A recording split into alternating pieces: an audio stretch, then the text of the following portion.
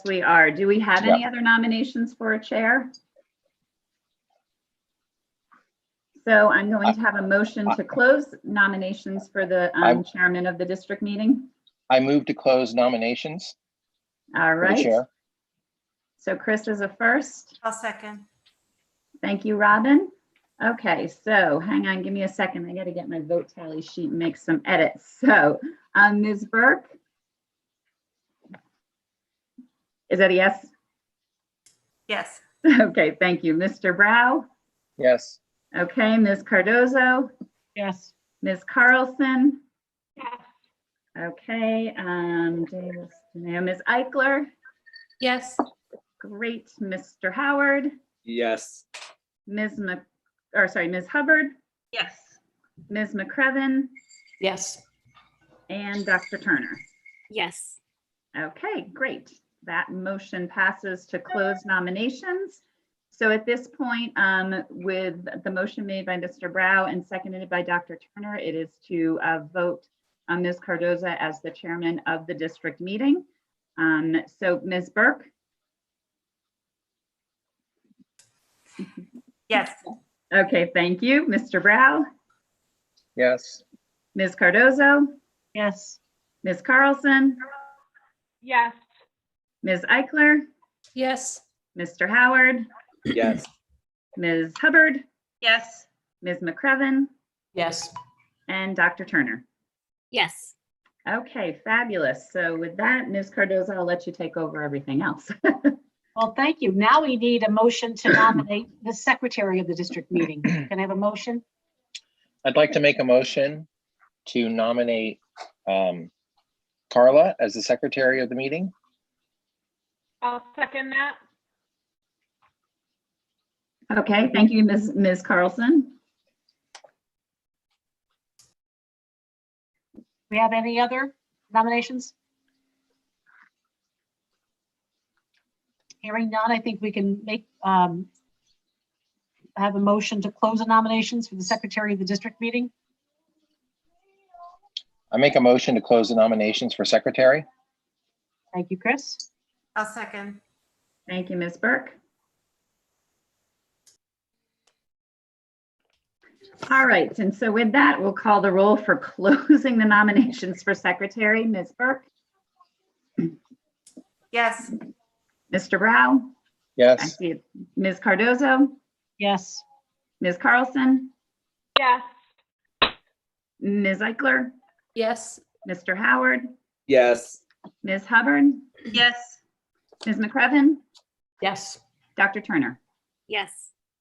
All right, so the motion to close nominations passes. And so at this point, I will call the roll to nominate Ms. Eichler as secretary of the district meeting. That was made by Mr. Brow and seconded by Ms. Carlson. So calling the roll, Ms. Burke, Yes. Mr. Brow, Yes. Ms. Cardozo, Yes. Ms. Carlson, Yes. Ms. Eichler, Yes. Mr. Howard, Yes. Ms. Hubbard, Yes. Ms. McCrevin, Yes. and Dr. Turner. Yes. All right.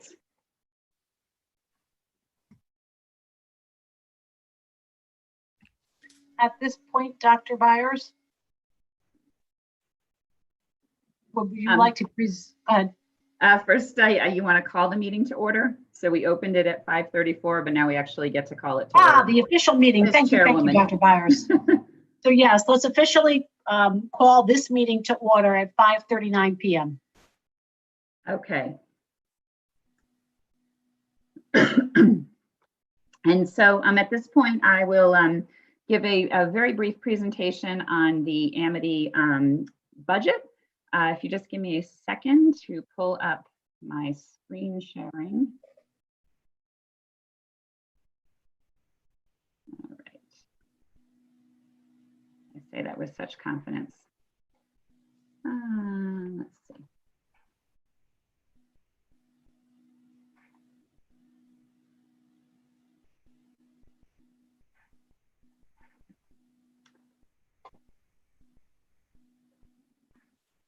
All right.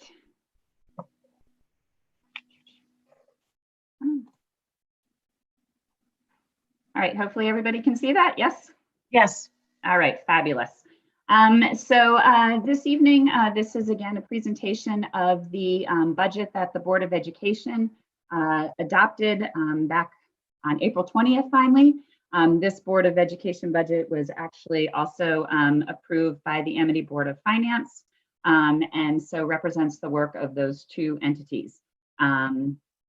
So again, we begin our district budgeting process in two sort of basic areas. The first is our commitment to our mission statement to enable every Amity student to be a lifelong learner and an effective world citizen. And then we're guided by three goals of the Board of Education, which are connected to continuously improving our instructional programming and our student engagement, making sure that we have an efficient use of our resources, and supporting a positive school climate for our students and our adults. So with that, the budgeting philosophy again starts with our mission and our goals, and they act as kind of our guideposts to help us map out the decisions that we make. In developing the budget, we are always going to represent the priorities of the board and the needs of the district, but at the same time being attentive to the fact that we have fiscal responsibility to the members of our town. And then we're always striving to achieve our 3 A's, those reflecting the excellence in programming for a comprehensive middle and high school experience. So of those 3 A's, the first is academics. And we can see our work in academics when you look at how our students are performing across the board on every state assessment, including Smarter Balanced and SAT, our science assessments, even health and fitness. We've received statewide recognition as the 4th best school district in the entire state of Connecticut. We offer incredible learning opportunities for our students, including advanced placement classes and early college experience classes. We offer a 4-year science research program, a manufacturing pre-apprenticeship program, and we have many student-led organizations and clubs that extend our school day into extracurriculars. We have a commitment to post-secondary college and career preparation, with about 95% of our students going to a 2 or 4-year college upon graduation and 5% on to military work or a gap year. The next area of our excellence is in the area of athletics. And again, just looking at this year, in fall, we had 5 SCC divisional titles and 3 league champion runner-ups. In winter, we had 1 divisional title and 2 league champion runner-ups. We had 7 state tournament participants. We never knew the end of their story because the state tournaments were unfortunately canceled as a result of the pandemic. But we certainly had many students participating in that. When we look at our athletes, again, incredible opportunities. We had 24 all SCC student athletes in the fall, 13 of them in the winter. We had 1 person recognized as the coach of the year. And if anybody had a chance to even watch Fox News on Sunday night, our own principal, Ms. Mann, was the guest speaker at the student athlete banquet for the entire state of Connecticut. So we are well represented in athletics across the board. We also have our last A, which is the area of the arts, again, looking at a balanced and comprehensive school experience. In terms of the arts, we have our musical arts, where our students participate in adjudication, and our Southern Regional and all state participants. We have many performance ensembles that represent the hard work of our kids, but really provide a benefit for our community as they are well attended by the public. And we also participate in community performances at events throughout our 3 towns.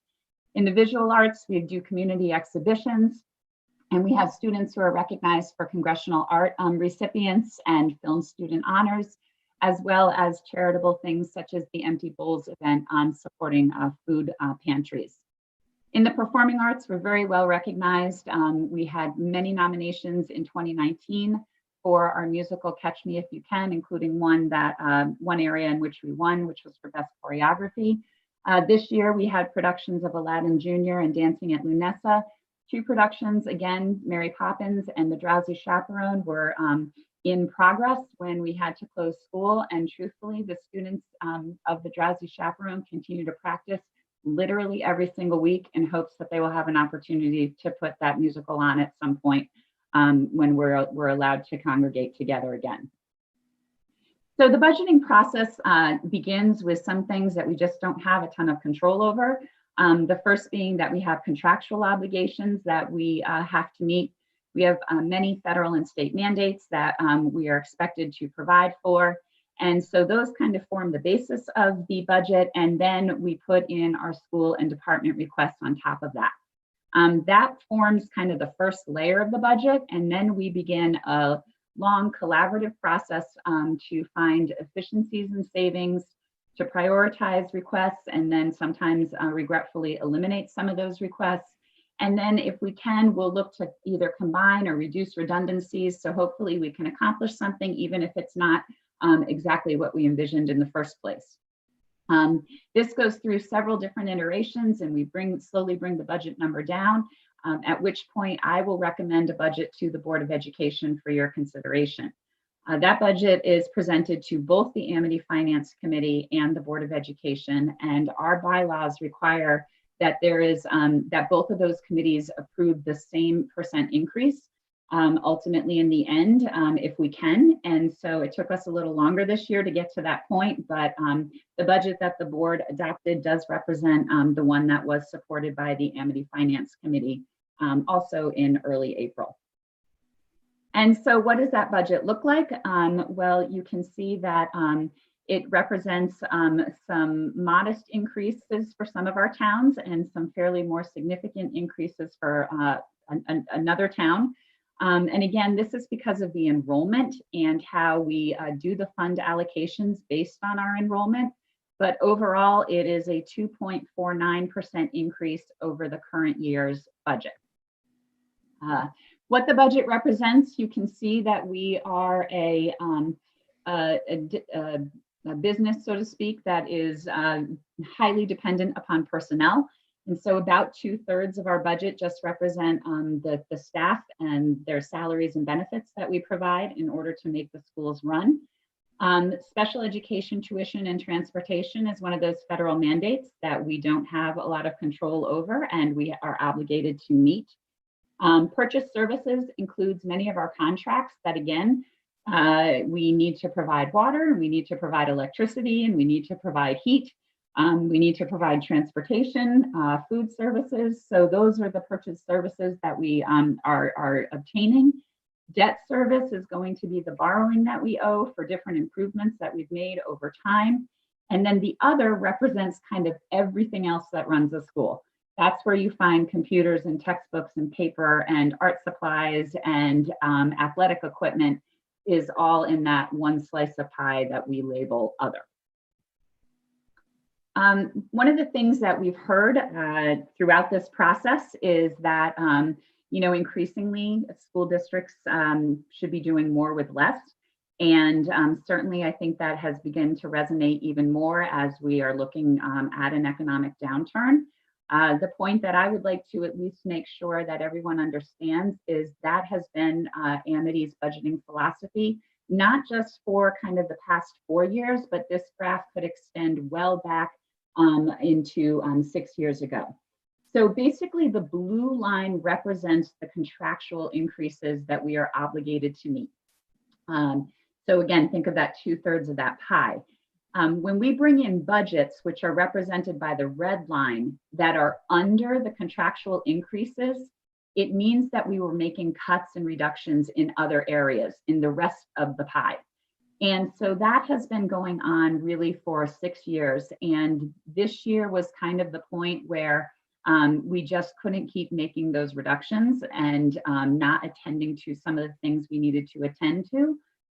So what we've been able to do is bring in a budget that is only slightly above the contractual increases, but that does represent some significant improvements to our programming, which again means we continue to make reductions in other areas in kind of a trade-off to get those things that we really think are most important for our students right now.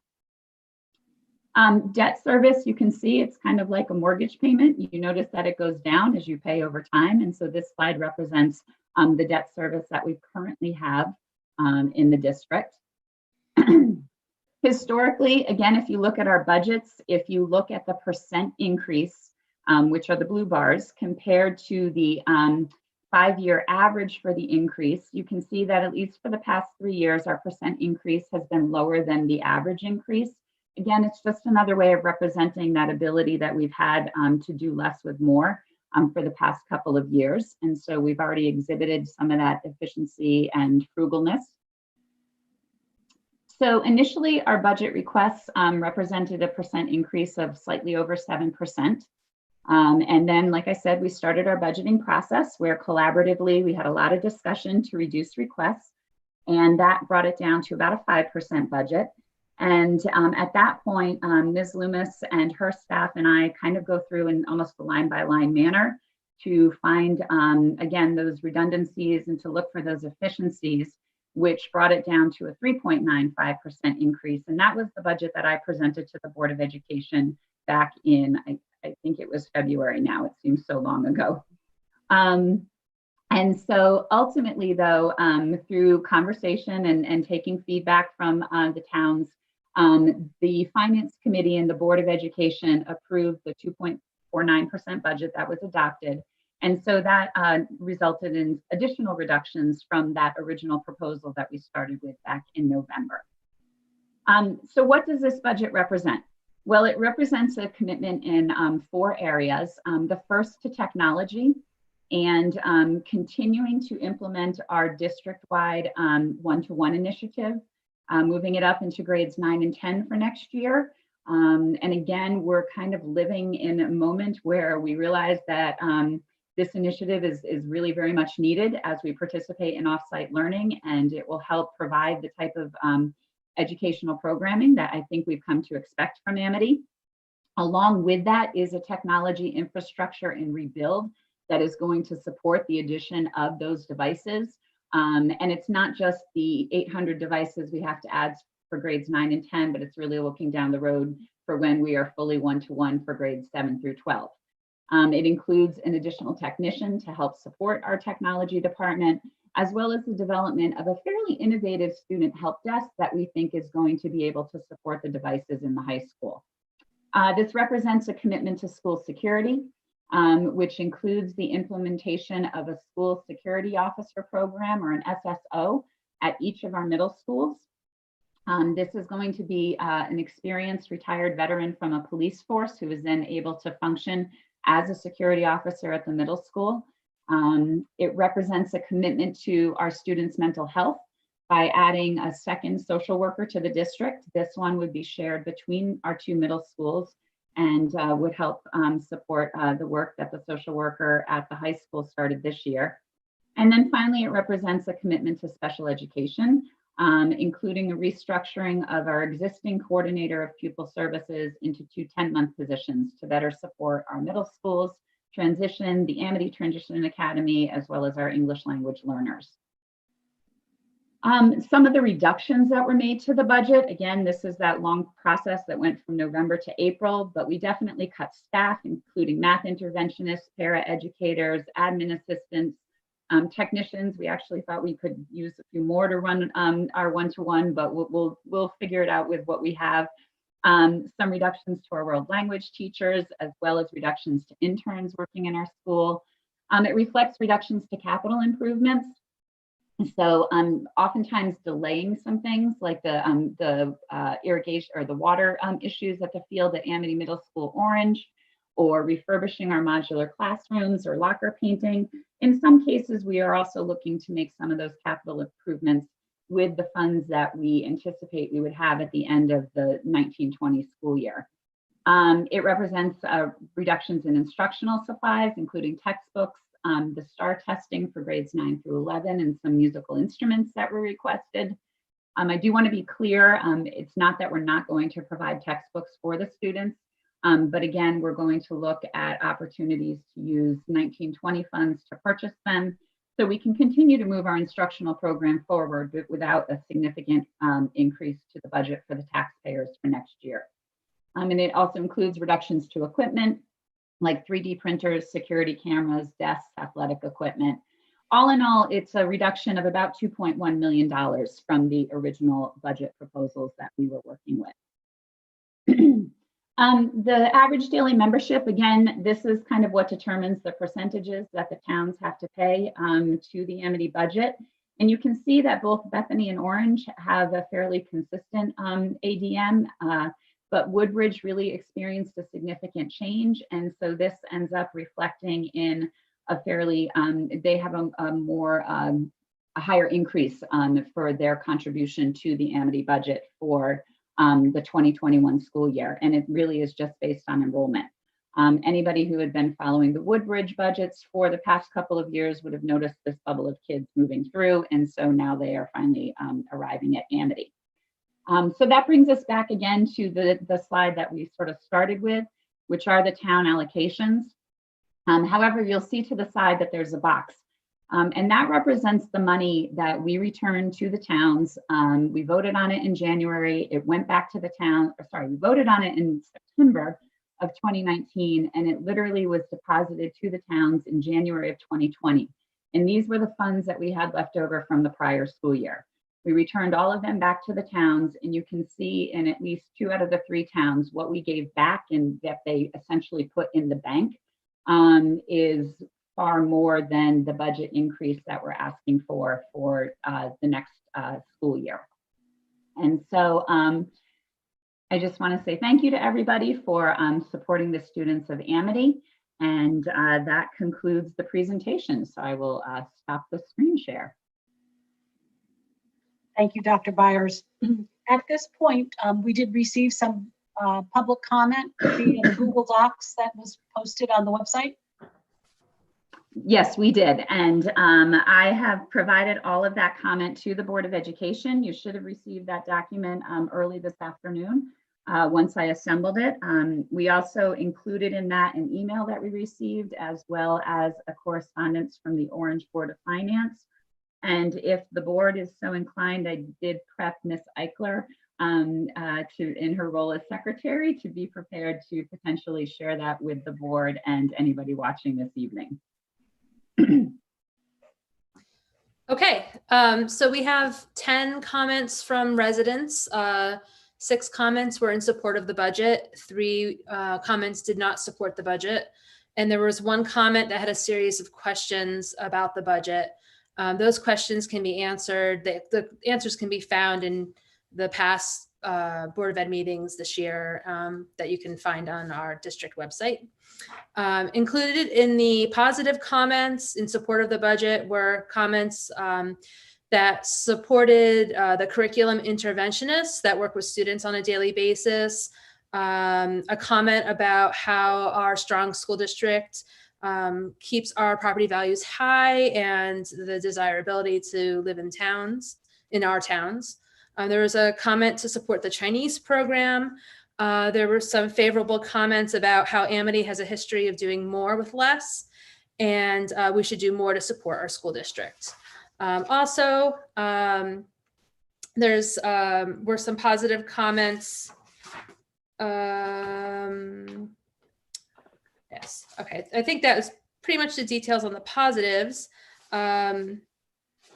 Some of the comments regarding not supporting the budget were concerns about administrative costs, increases in new positions, and concerns with the in terms of the state of our economy at this moment, and some suggestions on how to cut costs. Then there was also an email from Mr. Zioli. And let me see if I can pull that up.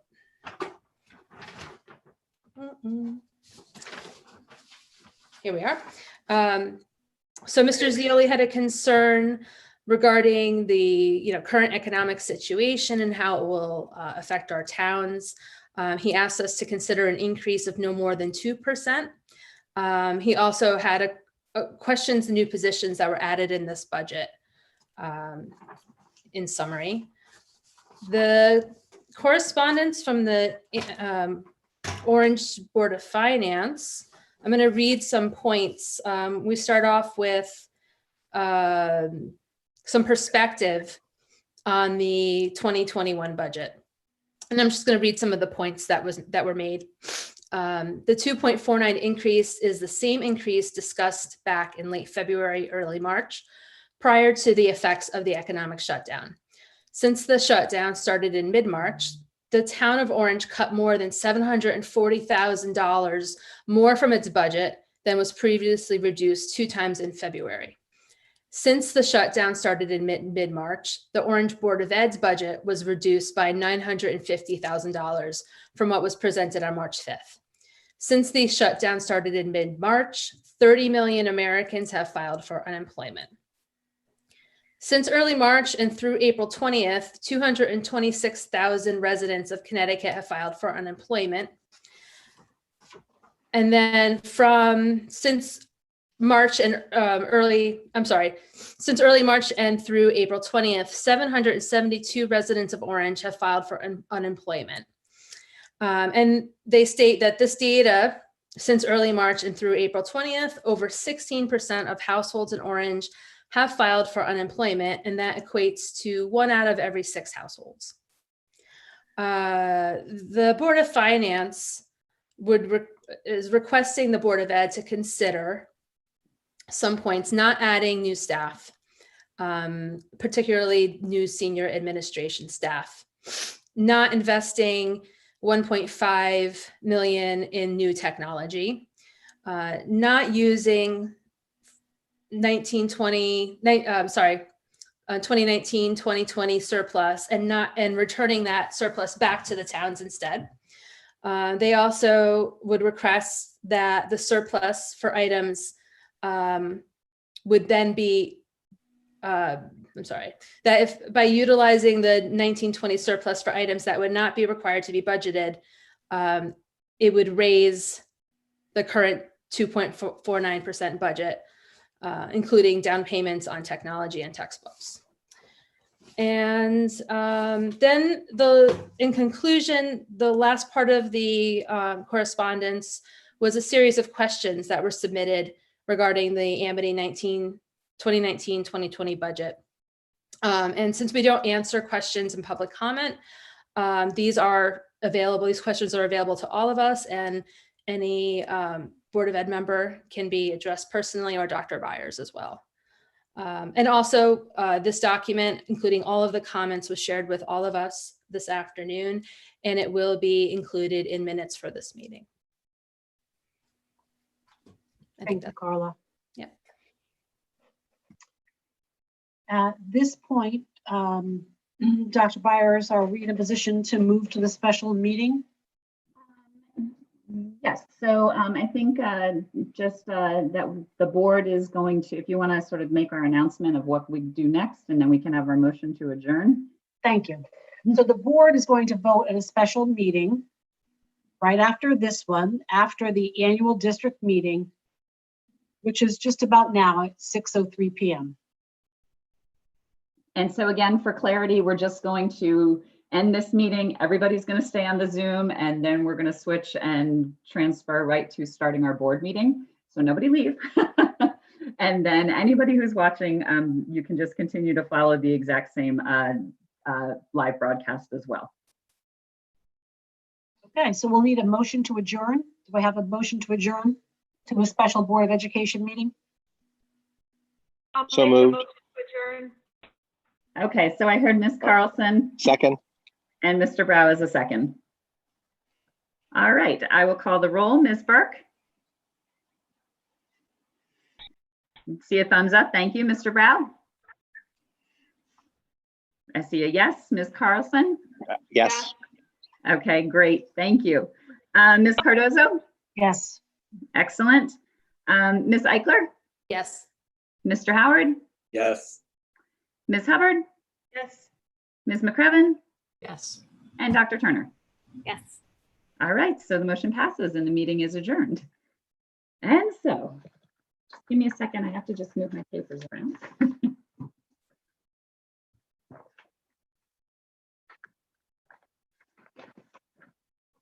All right, Ms. Cardozo, I think you're on. Okay, well, let's call the meeting to order at 6:05 p.m. And again, we actually got a question about this as part of the feedback, so I'll try to reframe it again in all fairness to any of the residents. It was through one of the governor's executive orders, and that town municipalities were not to hold referendum this year or to hold district meetings, again, in attempt to continue to provide safety for the residents and to keep us separated. So strictly through a unique executive order that truly is hopefully applied only once in our lifetimes, we are in a position where, as opposed to going to referendum, which is typically what we would have done right now, the Board of Education it has the ability to vote and to approve the budget for the next school year. And I see that Mr. Davis was trying to get into the meeting, so I'm going to kind of keep talking really slowly and hopefully he can join us. But so yes, so that's why we're here at this point. And hang on a second, I can admit him into our meeting. All right. So we can let it be noted that Mr. Davis has joined the board's special meeting. Sorry, I couldn't get the link set up.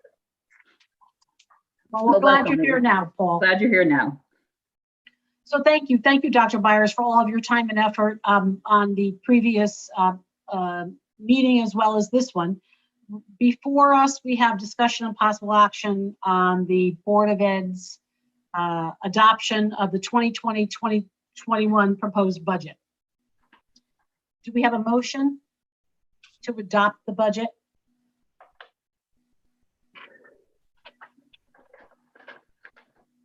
I also move. So, Thank you, Dr. Turner. You're welcome. I'll second. Carla? and again, for clarity, because I think you should have received it, but it is a motion to adopt the Amity Board of Education approved budget for the fiscal year 2020-2021 at $50,784,509 gross and a net of $49,760,789, representing a 2.49% increase. So I just want to make sure that everybody's clear on that exact motion. So a first by Dr. Turner and a second by Ms. Eichler.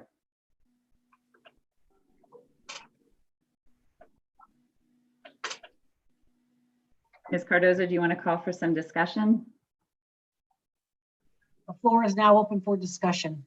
As we all know, we have discussed this budget at great length and have had a very challenging time to make some decisions. So before us, we obviously have something we've worked very hard on and has already been vetted at the Amity Finance Committee and previous meetings of the Board of Education.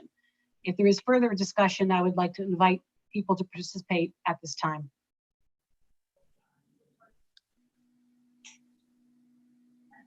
I'd just like to say that I know many of us are likely feeling, at the very least, concern at all the uncertainty we have ahead of us.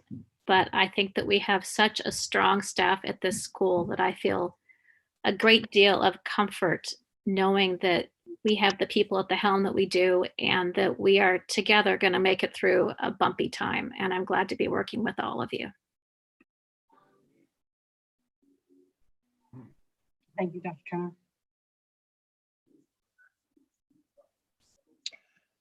I know we've gone through this budget time and time again, and we came in at a higher level, and we've been reducing it as we've gone.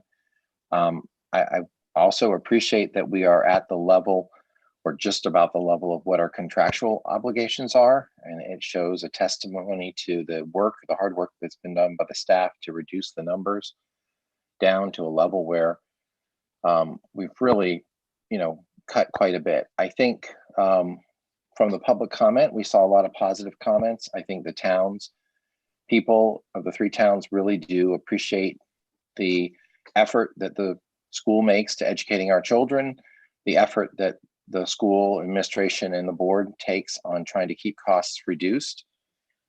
We are going to try to use as much of any surplus to keep those costs down, and that's already been built into these numbers. I think one of the other things that was brought up was the technology, but I would ask where would we be without the technology that we had already spent for laptops for those students that have been educated from home for the last 50, 60 days now. And I think that kind of, God forbid this doesn't happen again, but if it does happen in the future, if we have a resurgence in the fall, we're going to need that capacity and that technology in place to keep educating. And I know this is a very difficult time for the towns, for the state, but we still have a responsibility to educate the kids as best we can and the students and keep things moving forward. And I think this budget does that in a very reasonable manner. I think that one position that is new, I think that's something we should still talk about in personnel, but that's one small piece. But I think there's definitely could be more discussion around that. Maybe that work still needs to get done, regardless of how we do it. Maybe we do it a little bit differently. But all in all, I appreciate the time, the effort, and all the meetings that we've had and all the trims that we've made to try to keep this, a responsible budget. Thank you, Chris. Thank you for joining us, Steve. We see you there.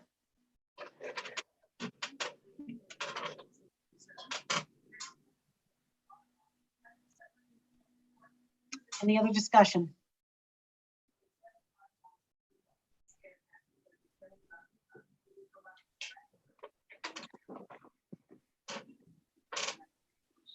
So Chairman Cardoza, are you ready for me to call the roll? Yes, please, Dr. Byers. Okay, so again, this is the roll call for the motion to approve the budget for fiscal year 2020-2021. Again, representing the 2.49% increase. Ms. Burke, Yes. Mr. Brow, Yes. Ms. Cardozo, Yes. Ms. Carlson, Yes. Mr. Davis, Yes. Mr. DeMayo, Yes, but late. yes, Ms. Eichler, Yes. Mr. Howard, Yes.